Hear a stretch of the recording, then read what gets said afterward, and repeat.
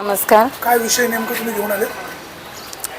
गेल्या बरेच वर्षापासून आम्हाला मार्केटच्या तुमचं लोकांपासून नाव काय? माझं नाव कुसुम दिलीप शेवाळे, कुठे नोकरी करता? कृषी उत्पन्न बाजार समिती मनसर. काय तुमची तक्रार काय? तक्रार म्हणजे वारंवार आम्हाला कामावरनं काढण्याच्या धमक्या देतात. आमचा एक सफाई कामगाराला फाशी घ्यायला, खोट्या चोरीच्या आरोपाखाली फाशी घ्यायला लावली या लोकांनी, तरी त्याला पण न्याय नाही दिलाय. आता त्याचं झालं, प्रत्येकाला एक एक काही कारणावरनं ते कामावरनं काढायचं. कोण धमके देतं, कोण कामावरून काढतं? त्यावेळेस देवदत्त निकम हे होते सभापती, आणि म्हणजे आमचा सफाई कामगार हँडिकॅप होता. त्यावेळेस 70 ते 60-65 किलोचा हँडिकॅप कुठं स्टीलचा हे उचलू शकत नाही. त्याच्यावर चोरीचा खोटा आळ घातला.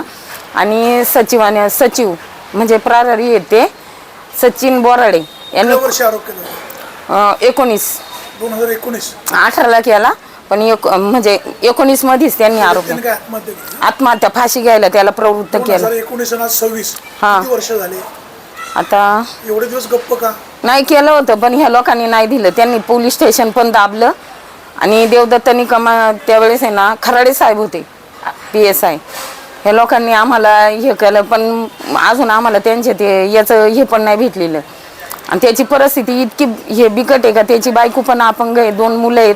त्यांना यांनी काहीच नाही दिलं. आम्ही मार्केटमध्ये त्याच्या अंत्यविधीसाठी अशी प्रत्येक दलालांकडनं पैसे म्हणजे मागितले, आणि मग त्यांचा अंत्यविधी केला. तुमची मागणी? मागणी म्हणजे त्याच्या कुटुंबाला न्याय मिळावा, त्याच्या मुलाला कामाला घ्यावं.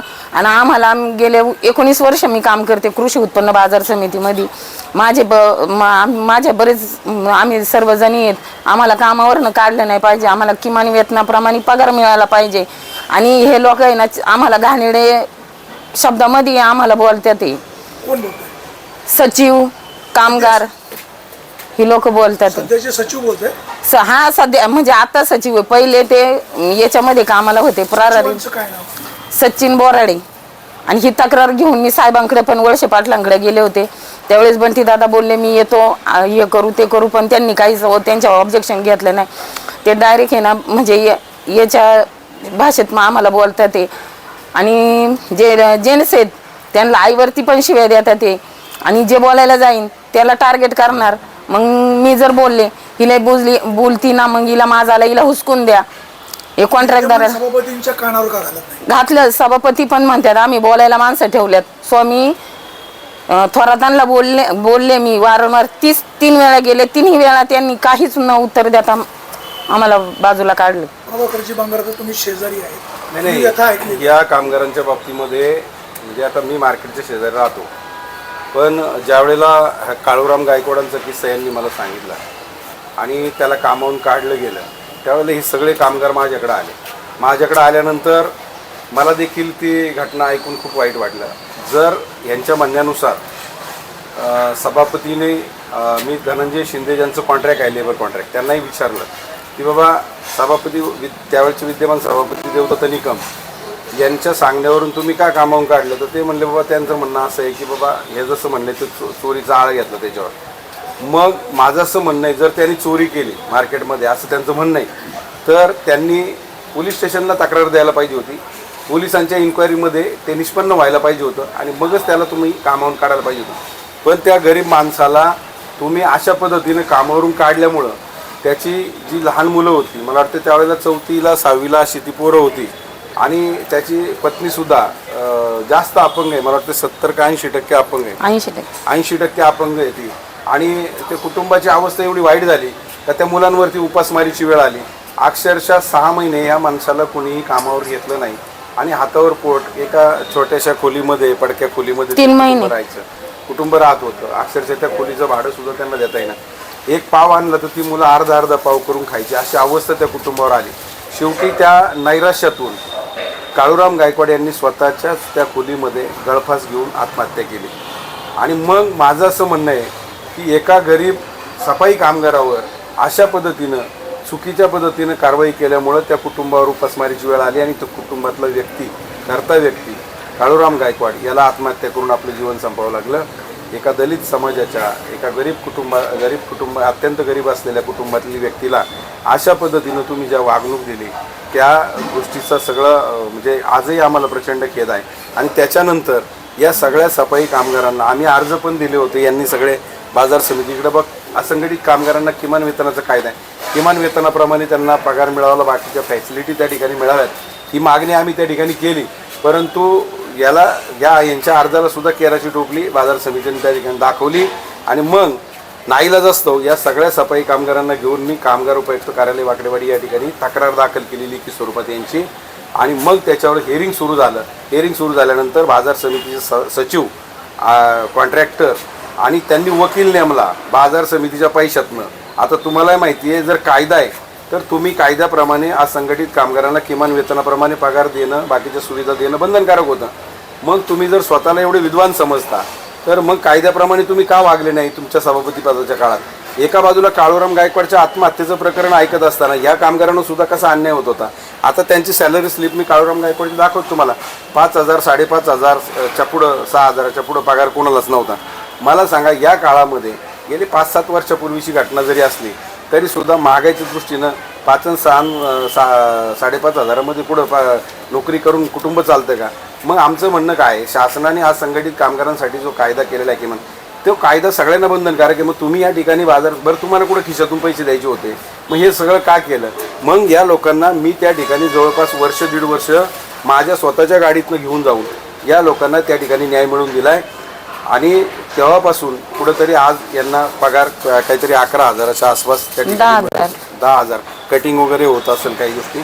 परंतु तरीसुद्धा आजही मला ही शंका आहे की दरवर्षी वेतन त्या ठिकाणी वाढतं महागाई निर्देशांकानुसार. परंतु अजूनही त्याच्यामध्ये काहीतरी गडबड आम्हाला दिसते. मी स्वामींशी बोलणार आहे की जर तुम्ही त्याप्रमाणे वागले नाही तर त्यावेळेच्या आयुक्तांनी देखील सांगितलं होतं का ज्याचं लेबर कॉन्ट्रॅक्ट आहे तुझं लायसन्स सस्पेंड केलं जाईल. आणि बाजार समिती जर अशा पद्धतीने कायद्याचं उल्लंघन करत असेल तर मेन रिस्पॉन्सिबिलिटी, जबाबदारी ही बाजार समितीचे विद्यमान संचालक मंडळ आणि मेन म्हणजे सभापती यांची असते. कॉन्ट्रॅक्ट जरी असलं लेबर तरी ती जबाबदारी तुमची आहे. म्हणून बाजार समिती आम्ही सील करू अशा पद्धतीने हे केलं. 6 महिन्याचा डिफरन्स फरक म्हणून जवळपास 1,16,000 का 17,000 रुपये ह्या लोकांना मिळाला हे विचारा त्यांना. आणि तेही पैसे यांना मिळाले. आणि त्यानंतर किमान वेतनाप्रमाणे पगार देण्याचा शब्द त्या लोकांनी दिला तेव्हा या कामगारांना न्याय मिळाला. परंतु काळूराम गायकवाडच्या कुटुंबाची अवस्था आजही वाईट आहे. आता हे कुसुमताई सांगतील त्याच्या कुटुंबाची अवस्था अजून काय. त्याच्या बारक्या ते मुंबईला आहेत. आता त्यांना म्हणजे काम नाही, काय नाही. ते आज आजोबा म्हणजे आजी आजोबा त्या मुलांना सांभाळते. आणि त्या मुलांना म्हणजे राहायला पण म्हणजे स्वतःची रूम नाही, काय नाही. आणि माझी एकच इच्छा आहे का ज्या वेळेस देवदत्त निकमनी जो आरोप केला का तुम्ही इतर टायमाला भाषणं देत आहे, मग त्यावेळेस तुम्ही कळकळून चौकशी करायची होती ना. खोट्या तोंडावरती याच्या समोर असं आम्ही बाजूला असताना देवदत्त निकम म्हणे तू चोर आहे, तू इथून पहिला जा. आणि त्याच रात्री त्यांनी जाऊन फाशी घेतली. आणि त्यावेळेस मला बोलला का मी म्हणे मी मार्केटात फाशी घेणार आहे, नाही तर निकमच्या गाडी खाली आत्महत्या करणार आहे. मी म्हटलं असं काही करू नको, आपण काहीतरी मार्ग काढू. तसं न करता त्यांनी 2-3 सिक्युरिटीनी त्याला मार्केटातनं हाकलून काढलं आणि त्याच रात्री त्यांनी फाशी घेतली. मग हा तुम्हाला असं तुम्ही कोणत्या याच्यावरून त्याला जज केलं का आणि का त्याला फाशी घ्यायला प्रवृत्त केलं? म्हणजे ज्या खऱ्या माणसाने चोरी केली त्याला का तुम्ही पाठीशी घातलं का? तो जय भीमाला होता म्हणून. आणि त्याच्या लेकरा बाळांनो आज तुम्ही वेळ आणली. मग आता त्याच्या परिवाराची यांनी सोय लावायची. सचिन बोराडे आणि देवदत्त निकम नसन तर मी आता सफाई कामगारांना तर पालकमंत्र्यांना मी याच्या माध्यमातून सांगते, गरिबाला जर न्याय मिळत नसेल तर काय फायदा नाही. ह्या कृषी उत्पन्न बाजार समितीमध्ये नुसता मनमानी कायदा चाललेला आहे. आता त्याच्यानंतर ना आता हे स्वामी थोरात आलेत, ते तर आम्हाला बोलायला देत नाही. सफाई कामगारांना काय हवं नको ते फक्त त्यांच्याकडनं आम्हाला त्रासच होतो या लोकांकडनं. आम्हाला पगार किती 12-12,500 रुपये कटिंग होऊन पगार म्हणजे होतो. आणि त्यातून 35-35 हजाराचा माणसं आमच्यावर लक्ष ठेवायला फोटो काढून घेणार, ते सभापतीला पाठवणार, मग सभापती ठरवणार. आणि नसन काय झालं का लगेच 5-10 मिनिटं उशीर झाला का आमचे दिवसभराचे कामाचे खाडे लावणार. का तर सभापतीने सांगितले आणि सचिवनी सांगितले. म्हणजे ही आमची उपासमारीची वेळ ह्या दोघांमुळे आलेली. नाही ही वस्तुस्थिती प्रवृत्त केलंय या बाबतीत तुम्ही म्हणजे प्रोटेक्शनला गुन्हा दाखल सगळे त्यांच्या पत्नीचे जबाब आहेत तिथं. त्यांच्या पत्नीचे जबाब आहे, त्याची मुलं पण आहेत. कारण आम्ही त्यांना आहे ना बसून म्हणजे या लोकांनी आहे ना आम्ही 5 महिने आम्हाला या लोकांनी पगार दिला नव्हता. आम्ही घेत पण नव्हतो, कॉन्ट्रॅक्ट मध्ये पण टाकायला आता जे तेच होते. वेतन जे यांना मिळतंय त्याच्यामध्ये जर काही गफलत करत तर बाजार समिती, तर त्या संदर्भात मी निलेश स्वामी थोरात सभापती यांच्याशी बोलणार आहे.